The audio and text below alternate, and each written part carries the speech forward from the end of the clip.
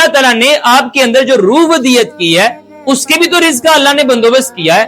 جس نے اس حیوانی جسم کا اتنے آسان طریقے سے بندوبست کر دیا ہے, کیا اس نے روح کو یوں ہی لاوارث چھوڑ دیا ہوگا؟ بالکل نہیں. اس کی نشو و نما کے لیے اللہ تعالیٰ نے آپ کے اندر ضمیر سیٹ کیا, آپ کے اندر اللہ تعالیٰ نے قلب لگایا جو آپ کو ہر لمحہ بتاتا ہے آپ اچھا کر رہے ہیں یا پھر آپ کچھ غلط کر رہے ہیں. اگر آپ کسی کا حق مارنے کی کوشش کریں گے, وہ آپ کے اندر بیٹھا ہوا قلب, وہ آپ کے اندر اللہ تعالیٰ کا انسٹالڈ قرآن آپ کو بتائے گا کہ آپ یہاں پر غلط کر رہے ہیں. ایک تو آپ کی روح کی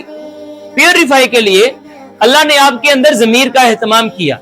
لیکن مسئلہ یہ ہے کہ ہم ضمیر کو مینیپولیٹ کر سکتے ہیں. ہم کسی ایک گناہ کو ایک بار کریں, وہ ہمیں بہت برا لگے گا اور ہمارا دل چاہے گا کہ ہم اسے توبہ کریں, پھر ہم اسی گناہ کو 2 بار کریں, تیسری بار کریں, آہستہ آہستہ ضمیر کی آواز کم ہوتی چلی جائے گی, اور ایک وقت ایسا آئے گا اب آپ وہ گناہ کریں گے, آپ کا ضمیر چپ کر کے بیٹھا رہے گا اور وہ آپ کو ادراک بھی نہیں ہونے دے گا کہ تم نے کچھ گناہ کیا ہے.